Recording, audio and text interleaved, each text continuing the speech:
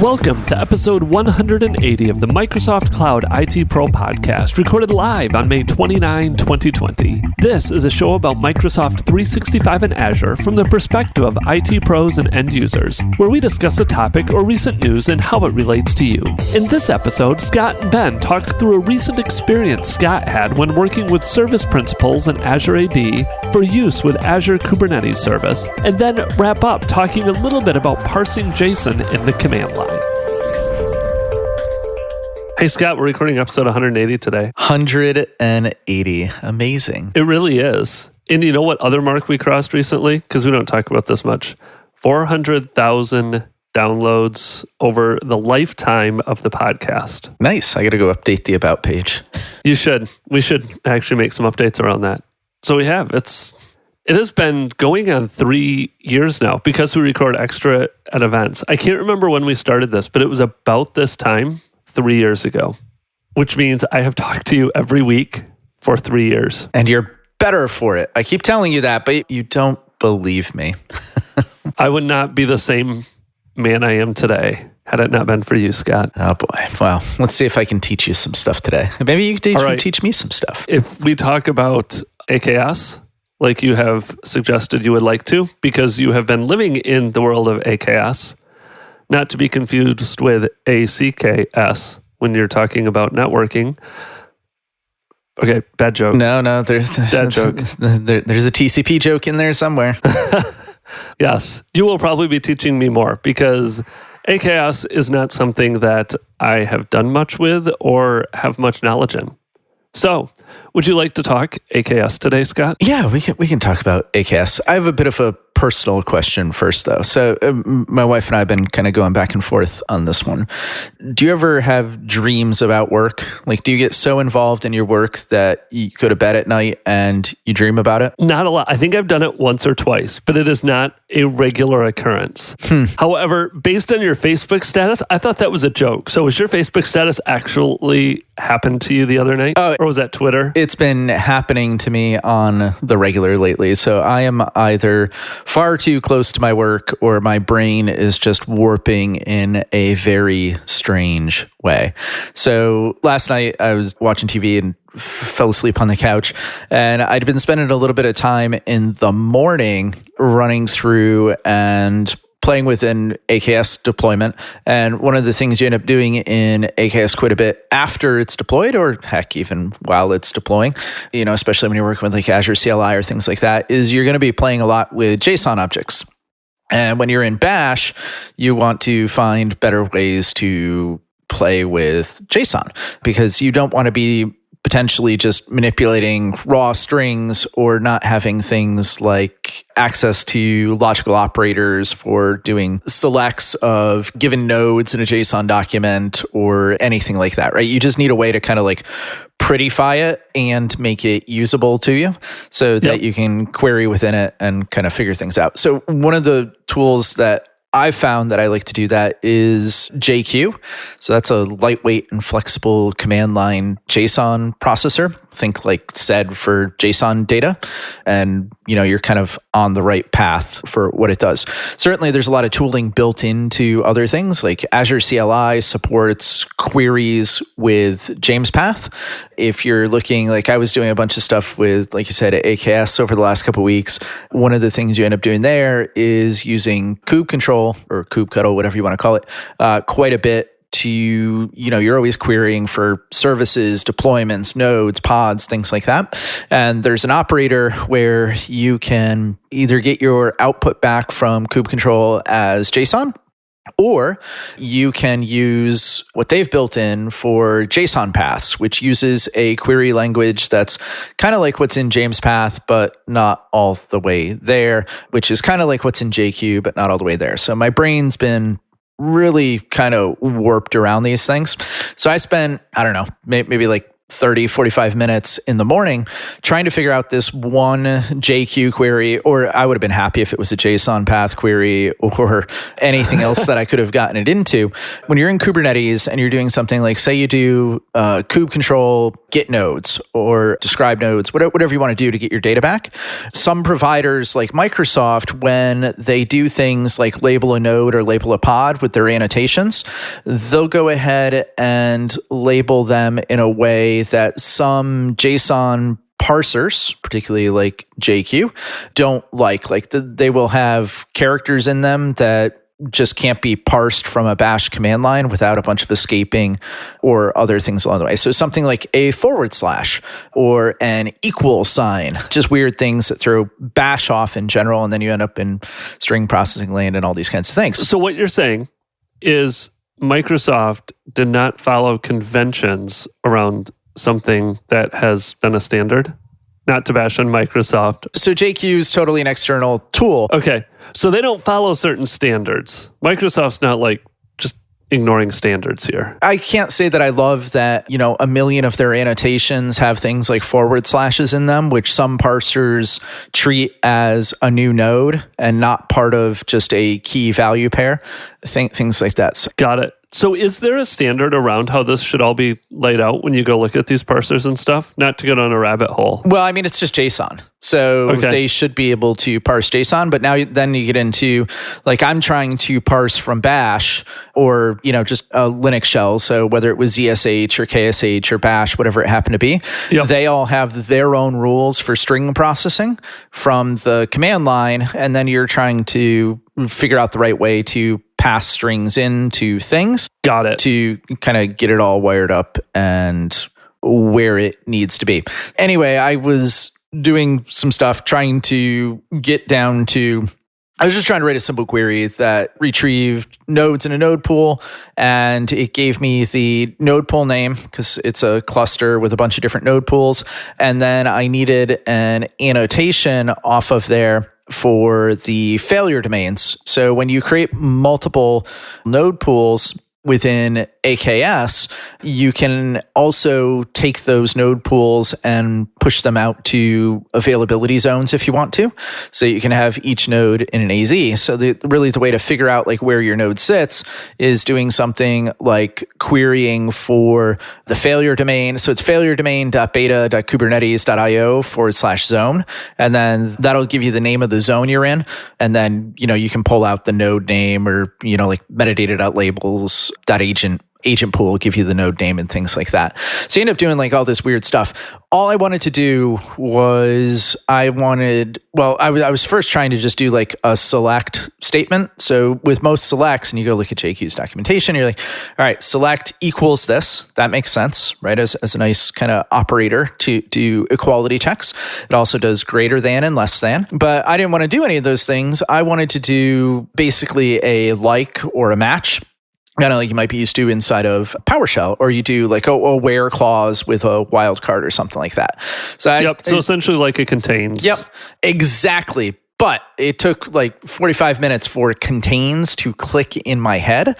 So I was diving through the JQ documentation, which isn't like the greatest thing. Hey, it's okay. But I'm sitting there like, all right, so there's not a practical example for the one thing I want to do. And I should have just rung you up because you would have said, hey, you're trying to do a contains. And then I would have just done a find on the operator page and the function page and said, oh, look, there's a contains function. That will help me a whole bunch and bring it back. So I've been living like this weird nightmare of JSON and CLI and all sorts of fun things like that. So to bring that full circle, did you actually dream about that then last night while you were sleeping on the couch? Yeah. Oh yeah. No, totally had a dream about browsing through the JQ, documentation and looking for select, and it was just awesome. We need to find you some hobbies, or we need to get you doing more work so that you're way more tired when you go to bed and you don't dream about it. Yeah. No, it's I agree. Something to do there. As IT professionals in the cloud era, sometimes it feels like we don't speak the same language as the rest of the organization. So when stakeholders from finance or other departments start asking about a specific project or team's Azure costs, they don't always realize how much work is involved in obtaining that information, sifting through cluttered CSVs and a complex mess of metadata in order to manually create custom views and reports. It's a real headache. On top of helping you understand and reduce your organization's overall Azure spend, ShareGate Overcast lets you group resources into meaningful cost hubs and map them to real-world business scenarios. This way, you can track costs in the way that makes most sense with your corporate structure, whether it's by product, business unit, team, or otherwise. It's a flexible, intuitive, and business-friendly way of tracking Azure infrastructure costs, and it's only available in ShareGate Overcast. Find out more on sharegate.com/ITPro. So speaking of command line processing, another one that I've run into recently, particularly in the context of working with AKS, and I'm sure I would have run into this someplace else, but it just happened to be that I was playing around with AKS. One of the things you do when you're spinning up clusters is clusters need the ability to talk to other resources, and the cluster resource needs the ability to manage its underlying compute. So when you spin up an AKS cluster in Azure, you get one resource. You get the AKS cluster resource, which is what you're actually managing as an Azure resource. And then over in this other resource group that pops up, you'll end up with this MC underscore resource group, and it has a name that shares kind of the same name as your cluster after the underscore. And in that cluster is where your cluster, in that resource group, that MC underscore resource group is where your cluster master lives. It's where your API server is, where all your nodes and everything else are. So if I went and did like an AZ AKS scale command from the Azure CLI, I'm telling the cluster resource to go talk to the resources in that MC underscore resource group and add a new server and spin it up. So that means that the cluster resource itself needs permissions to go and talk and spin up a new VM on my behalf and get it to where it needs to be. All in this other resource group? Yep. Is there a reason it does it in another resource group, or are you getting to that? No, I mean, it's just the way the service is built out. Got it. It was a way to abstract and really have a way to point out that the cluster resource is different than the underlying compute that sits behind it. Got it. I didn't know, because it seemed like having it all in one resource group would make this easier, but I didn't know if there was a fundamental reason for that other than just separation. Well, I mean, there's a lot of stuff there because an AKS cluster is load balancers, it's, virtual machines and disks, it's VM scale sets, it's public IPs. So it's just a lot of stuff that could be there or couldn't be there based on what you're doing with your cluster. So it is kind of easier to have it managed by the cluster resource so you don't need to worry about it. Because what happens is if I delete the cluster resource, it goes and deletes that MC underscore resource group for me. So it's not like it's leaving resources around. So it's a way to separate all those resources out, not muddy up kind of that main resource group where you may be creating all of this stuff. Yep. And it's all just kind of built in and, available and ready to go. So anyway, when you create a cluster, you've got a couple options around cluster identity. So how is the cluster resource going to manage all those other resources? You can go with managed identity, or you can go with a service principal. And in some cases, you have to go with a service principal. Like if you're going to do like Azure AD integration for integrating your cluster roles and your role bindings within your cluster, you're going to have to use service principals that can talk to applications in Azure AD, like the graph and things like that on your behalf.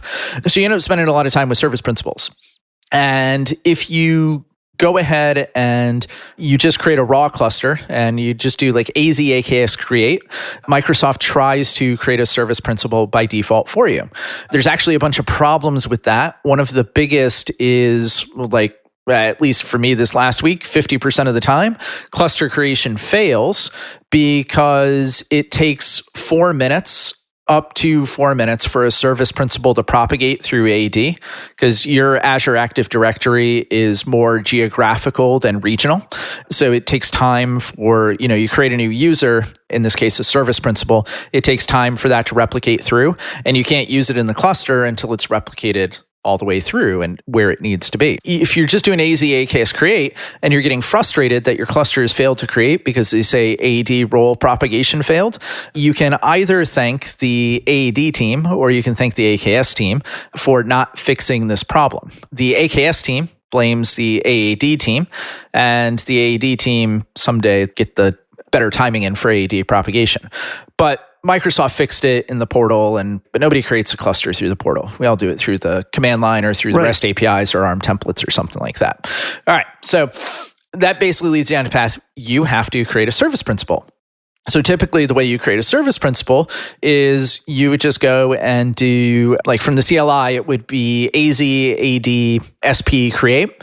And then you would either pass in some scopes, or in my case, I just need the service principal. So, -- skip for our back assignment and create a custom service principal.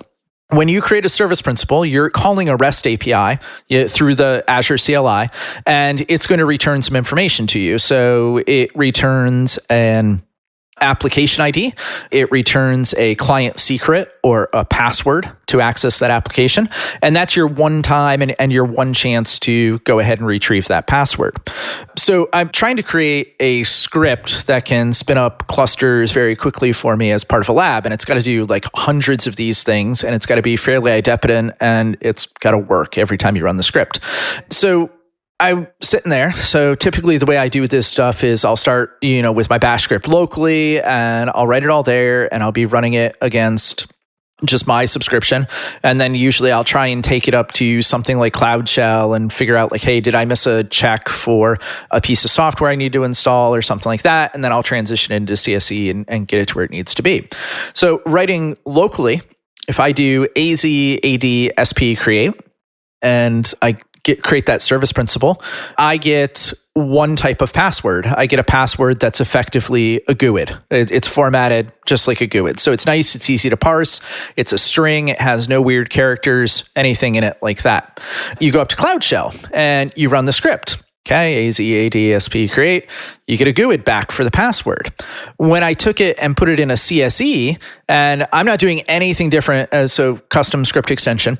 So I'm not doing anything different other than calling the same script. Probably the only variability there is I'm installing whatever the latest version of the Azure CLI is when it comes down. But 100% of the time, when I run this thing in the CSE, the password is not a GUID. It is a cryptographically secure password, which is awesome, except it uses every kind of character that you can't pass through the AZ, AD, or AZ AKS create command because it doesn't know how to parse or do URL encoding or anything like that. So things like backticks, single quotes, sometimes you get a double quote in there. So all of those things can't be in the service principal password string, or else now your cluster creation fails because you tried to pass in a bad password to it, which again is awesome. And of course, I didn't find this out until I'd already been down the path of, okay, I need this script to go ahead and spin things up.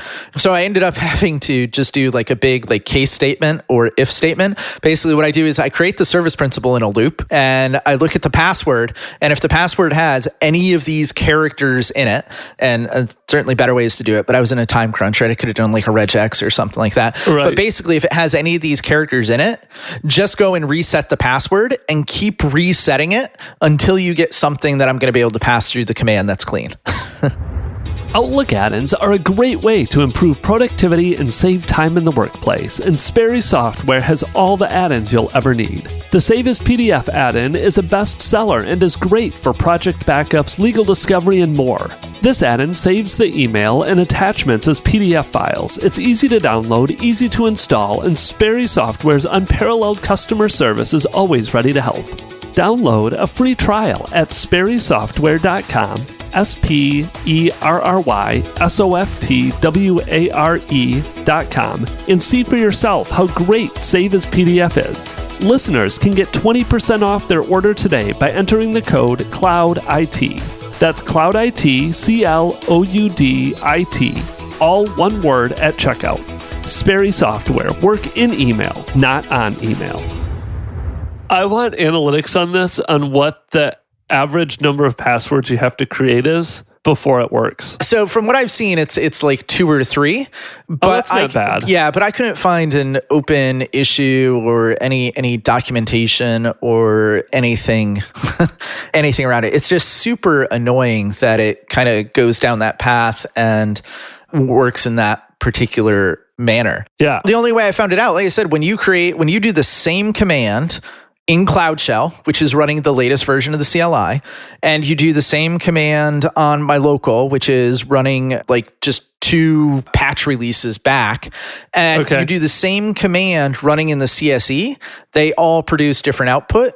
And that's super annoying because you're calling the same exact REST API. The more annoying thing is if you just create an AKS cluster, you go down that very first path, which I said works like almost some of the time, but barely, and you just do AZ AKS create. In that case, the client secret it creates aren't GUIDs. They're just really long strings of numbers. It's ridiculous. And you can't find anything on why you get all these different variations. I have not gone digging like far enough into the CLI or things like that. I've resigned myself, like I said, just to like a a big loop. Like that doesn't make any sense. Does the REST API actually return the password, or is it like the different versions of the CLI submitting a password that it's randomly generating? No, it's the REST API, but the CLI must be calling that REST API in a different way. Different manners. Yep. That's bizarre because you would, well, I guess the REST APIs though could have different versions too, can't they? Can't you set like different versions on a REST API when you call it? So they may have updated it and they're calling different versions of the API? Yes, you can do weird things like that. So it's just, fun times in effectively bash land. Also, I definitely create a ton of AKS environments. Wow. No wonder you were having nightmares last night. Well, it's the life I lead. And it's all to say that it's all just string processing, which is the really annoying thing. You know, like the JQ thing, totally string processing. Even this thing with a password, I would have thought, all right, so you're giving me a set of raw characters that the AKS API is saying it can't understand when I'm going to create the cluster. So why don't I just URL or URI encode that secret for you? But then the stupid AZ AKS create command doesn't understand because it's just taking in a raw string. So you end up having to go down this weird path and fight all the tools up and down the stack to get it to where it needs to be. I was just saying, you know what we should do an episode on? I don't know that we've done it. Is, because I've experienced this a little bit, is CLI versus PowerShell. Because I've played with the CLI too. Like I've done some stuff with the Azure CLI, with the Office 365 CLI. End of the day, I've been writing PowerShell for so long that I tend to try to revert to PowerShell because I spend more time fighting with stuff like that, like the whole string processing and all of that in the CLI, than if I just write it in PowerShell where I can have my objects and I can do all my dot paths and do everything else in PowerShell. So we should definitely do it, doing this in CLI versus in PowerShell. I think we should have another voice in there too. I fall in the camp, and I'll just kind of let you know where I sit on this one. The Azure team that owns Azure PowerShell completely bastardized Azure PowerShell. They broke a bunch of PowerShell conventions. You know, you mentioned like dot sourcing and returning objects. 3/4 of the time, you're not getting an object back anyway. You're just getting an object that has a big raw string of JSON in it that you've got to process and do whatever you're going to do with. And the other thing is, honestly, the CLI is just way more straightforward. Yes, you have to do more with bash or KSH or ZSH. Like you have to know about the shell you're working in. But once you've got the rules for the shell you're working in, it is far, far easier to work with the CLI. And the CLI does things. I'm finding more and more, like it used to be that a new piece of functionality would come out in a REST API for Azure, and it would, maybe show up in PowerShell first, and then it would be in CLI later, and sometimes it would be in the CLI first, and sometimes it would be in PowerShell later. Sometimes it's in the portal first, things like that. I'm finding more and more and more that stuff is in the CLI way before it's in PowerShell. And in some cases, it's never in PowerShell at all. Like it just doesn't exist. One of the ones we were going through yesterday, you create a new enterprise app in Azure AD. So I create a new app and I want that app to be able to talk to the graph on behalf of the user that's calling my app. So to do that, I need to have an admin consent.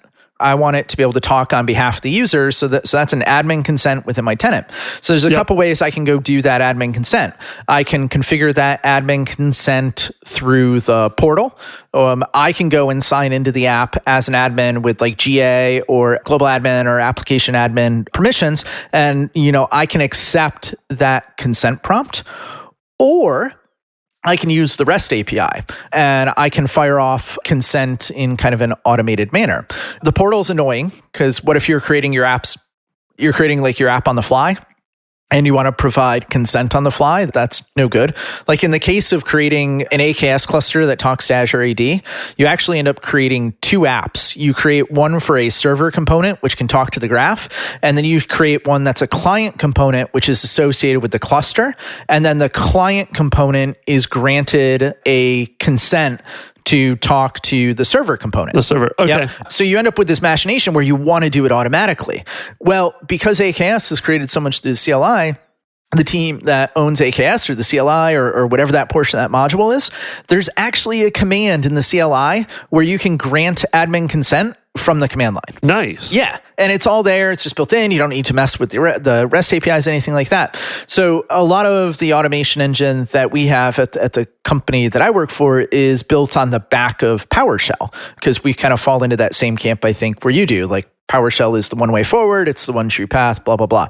But more and more, so this question came up yesterday and I told somebody on the team, I said, well, it's just built into the CLI. Here you go run this command. Well, we can't run this command because this particular piece of automation is actually running inside of Azure Automation and there's no support for the CLI there. It's like, okay, well, then now we got to go down the REST API path or something like that. And the question was like, really? Like, why is it in the CLI? It's in the REST API, it's in the portal, but it's not in PowerShell. And it's like, it's not in PowerShell because it's not important for it to be in PowerShell, obviously by the people that own those products, right, and wrote that one. So maybe I need to go play with some of these other JSON parsers and all that. Because so the thing I was doing the other day, I was working with disks on a VM and trying to figure out if a disk on a VM was a managed disk or an unmanaged disk. So we could just blow through a list of 130 servers, figure out which ones still had unmanaged disks. And I was having a heck of a time being able to dig through the JSON that got returned about the VM to figure out if the disk in there was managed or not, because there's some properties you can pull. Yep. And I probably spent like 2 or 3 hours trying to figure out the CLI to pull it out. And finally I was like, this is stupid. I'm going to go write PowerShell. And I was able to do it in PowerShell in like 10 or 15 minutes. Arguably, it's probably because I'm much more familiar with PowerShell and I wasn't looking at things like JQ to try to figure out and dig through that. So the thing in there is your comfort level with everything. So if you're just doing the CLI, then, certainly invest some time in JMESPath. But in my case, I was doing both Kubernetes, so kube control plus Azure CLI combined, plus a couple of other things. And when you're doing that, you need another engine like JQ that can just help you with generic parsing across all of those. So I think it's worth learning both JQ and JMESPath. And JMESPath, okay. But to that external voice thing, I bet we could invite the person that you were working on that managed disk problem with, because I know he's a big fan of the CLI. Yes, he is very much a big fan of the CLI, and he is who I was, like, he gave me a bunch of the CLI stuff, but we were both having problems figuring out that managed disk thing. You know what? We should have just hopped on a call and we could have banged our heads all together. Like, you could have helped me with my stupid select problem and I could have helped you with yours. We should ask this said individual to come on and talk about managing Azure with the CLI. Absolutely. All right. Look at that. We made it all the way through. We didn't even talk about anything other than Bash the whole time. We didn't. All right. Well, now we have plenty of topics for next time, because we have all kinds of fun stuff we can talk about. So for today, though, we will wrap it up and let you get back to writing Azure CLI. And I'm going to go figure out what I'm going to do today for work. All righty. You got it. All right. Enjoy your day. We'll talk to you again next week. All right. Thanks, Ben. If you enjoyed the podcast, go leave us a 5-star rating in iTunes. It helps to get the word out so more IT pros can learn about Office 365 and Azure. If you have any questions you want us to address on the show or feedback about the show, feel free to reach out via our website, Twitter, or Facebook. Thanks again for listening and have a great day.